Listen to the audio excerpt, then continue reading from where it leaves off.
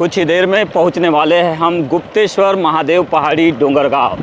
वाहनों का दबाव, हैवी ट्रैफिक यहाँ पर देखने मिल रहा है। जैसे जैसे आगे बढ़ रहे हैं, श्रद्धालुओं के लिए पानी की व्यवस्था की गई है। और सामने देखेंगे ये रोड यहाँ पर तैयार की गई है।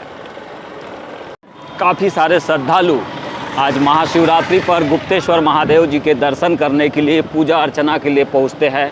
आदिवासियों की भी इस पहाड़ी से काफ़ी सारी आस्था जुड़ी हुई है, मान्यता है, और इसी के चलते आदिवासी समाज के लोग भी बहुतायत में पहुंचते हैं।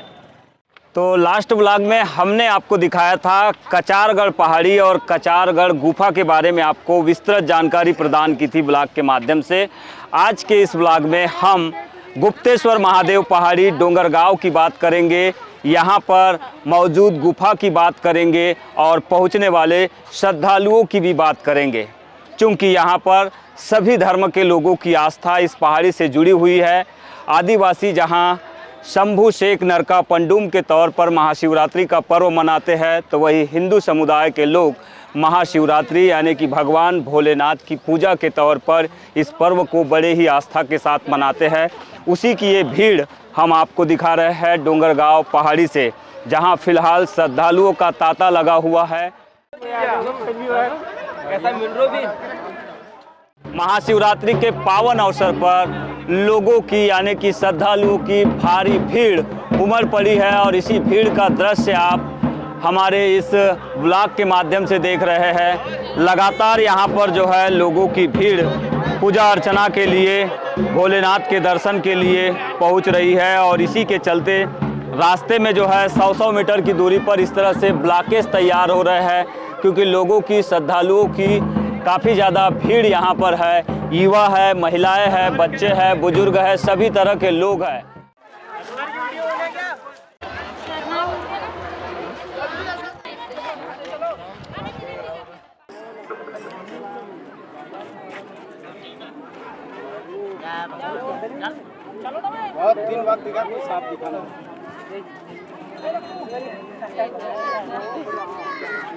अब ऐसे दृश्य चूंकि दिखते नहीं है, गवर्नमेंट की ओर से कुछ प्रतिबंध लगाए गए हैं, लेकिन कहीं कहीं ऐसे दृश्य देखने मिल जाते हैं। नाग साहब गले में बिल्कुल विराज रहे हैं हरीश भैया के। ये हम बोले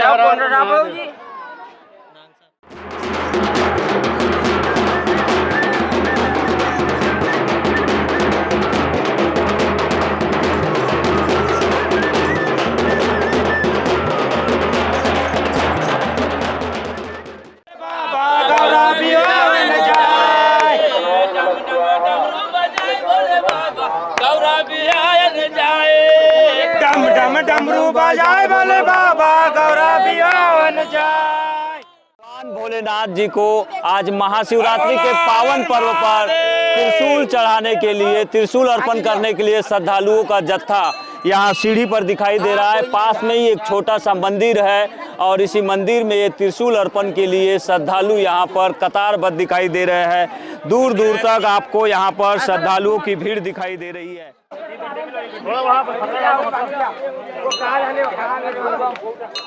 और इसी मंदिर के समीप में ही एक प्राचीन गुफा है। तो इस तरह से ये गुफा का प्रवेश द्वार है। गुप्तेश्वर महादेव पहाड़ी की ये गुफा काफ़ी प्राचीन बताई जाती है और लगभग 700 मीटर 600 मीटर की दूरी तय करने के बाद में एक प्राचीन गुप्तेश्वर महादेव की पिंडी दिखाई देती है। इसी पिंडी की पूजा करने के लिए श्रद्धालु यहाँ पर समय समय पर इस गुफा में प्रवेश करते हैं। यहाँ पर 2 रास्ते हैं, इधर से लोग प्रवेश करते हैं और इधर गुफा से लोग निकलते हैं, बताया जा रहा है। आसानी से कोई भी व्यक्ति प्रवेश नहीं कर पाता है। लगभग 150 मीटर के बाद में यहाँ पर आपको सलंगते हुए यानी कि घुसरते हुए, रेहटते हुए, रेंगते हुए जो है आगे बढ़ना पड़ता है। और बीच बीच में जो है पत्थर है, चट्टान है, जिसकी वजह से भी तकलीफ काफ़ी होती है श्रद्धालुओं को। बावजूद इसके जो श्रद्धालु है वो समय समय पर इस गुफा में गुप्तेश्वर महादेव जी के दर्शन करने के लिए प्रवेश करते रहते हैं। भैया पीछे रहो अभी 2 मिनट। हाँ ठीक है। दूर दूर थोड़े दूर रहे ना भैया, एक साथ मत चिपको। अरे गाना बजाओ ना यार, गाना बजे तो चलने दो। ना भाई डाटा नहीं है ना यहाँ नेट भैया थोड़ा दूर रहना है, थोड़ा दूर ही है। हाँ। पार्वती पते गंगा जी से स्नान करो, एक बूंद पवित्रता है। भैया अंदर जाने की जगह है, सही जगह है, उल्टा हो बस, उल्टा आना भैया, उल्टा। जय हो। आ सकते हैं भैया? आ जाओ पूरा गुफा मिल गई क्या? तो बैठ के जा सकते हैं। इसके बाद पानी है, नदी है अंदर, आराम से आओ यार। खड़े होने की जगह है क्या? राहुल टार्च दिखा, टार्च। जाओ। अरे भैया क्या हो गया? निकल नहीं पा रहा हूँ। फंसे? जय महादेव। गंगा जी मिल गई। निकल नहीं पा रहे ना भैया भाई। आया सोनू। बोले बोले तेरी नगरी में बाबा बोले पार्वती पद हर हर महादेव।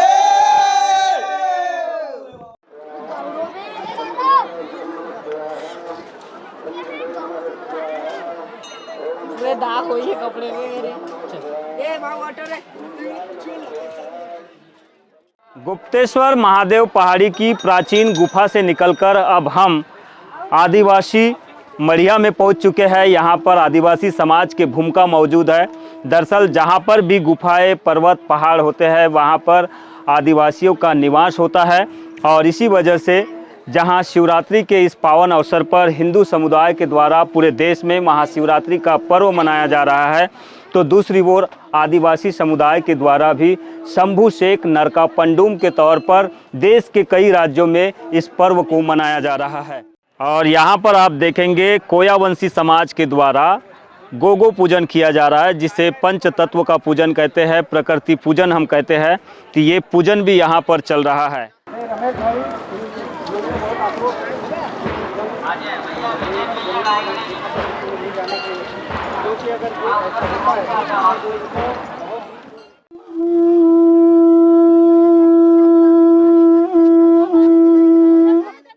कुछ लोगों के वजह से जहर मिला दिया गया था। कई प्रकार के बिच्छू, सर्प, पेड़ पौधों का जहर निकाल करके भोजन में मिलाया गया था। उस समय प्रथा थी कि सबसे पहले जो हमारे बुजुर्ग दादाजी रहते हैं या हमारे वरिष्ठ रहते हैं, ये लोग पहले भोजन करते थे, उसके बाद में पूरे समुदाय के लोग भोजन करते थे। ये प्रथा आदिवासियों में थी। तो उस समय शंभू जी ने भोजन ग्रहण किया। भोजन ग्रहण करते ही उन्हें विष लग गया माघ पूर्णिमा को।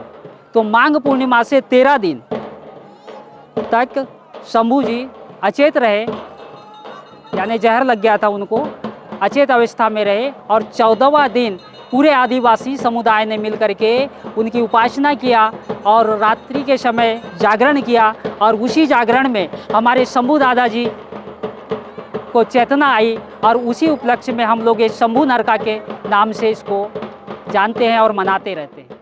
शंभू दादाना, शंभू दादाना, शंभू दादाना, हिंगा गुरुना, हिंगा गुरुना, हिंगा दाईना, सेवा दाईना, हिंगा दाईना, गुप्तेश्वर महादेव पहाड़ी है। डोंगरगांव से लगभग 1.5 किलोमीटर भीतर जंगल के एक रास्ते से, कच्चे रास्ते से होकर यहाँ पर आसानी पूर्वक पहुँचा जा सकता है। इस पहाड़ी और यहाँ से जुड़ी धार्मिक मान्यताएं अलग अलग प्रकार की है। आदिवासी समुदाय की ओर से इसे शंभू शेख की पवित्र भूमि माना जाता है, यानी कि शंभू शेख नरका पंडुम के तौर पर आज के दिन को वो मनाते हैं।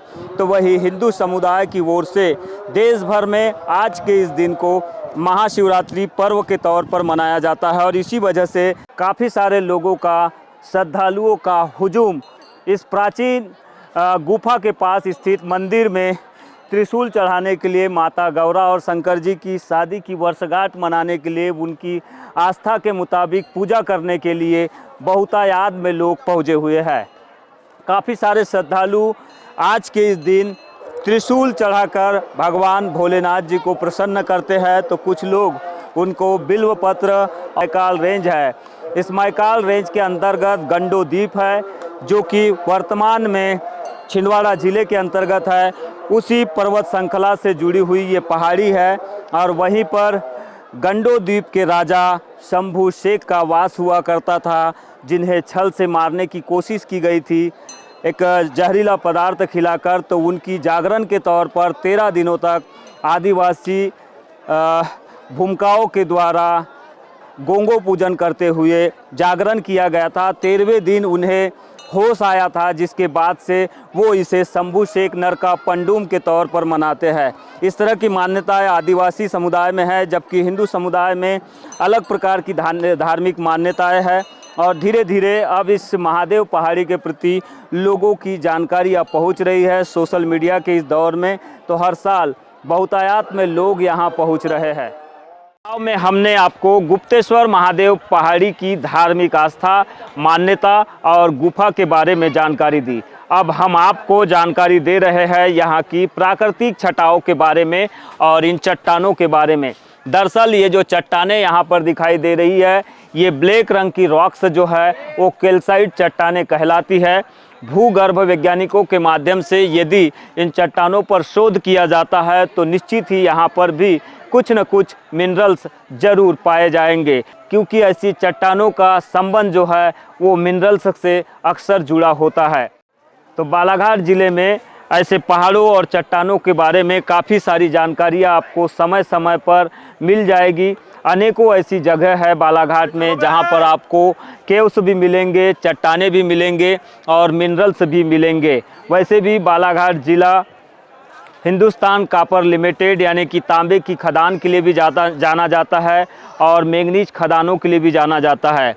उकवा, भरवेली, तिरोड़ी ये पूरा क्षेत्र मैंगनीज के लिए प्रसिद्ध है, जबकि बैहर में स्थित मलाजखंड का इलाका तांबे जैसी खदान के लिए पूरे भारतवर्ष में और विश्व में भी फेमस है, जहां से हज़ारों हजार रुपए का रेवेन्यू प्रॉफिट के तौर पर हर साल भारत सरकार को मिलता है। ऐसे आते हैं और सीधा नीचे। महादेव, हर हर महादेव।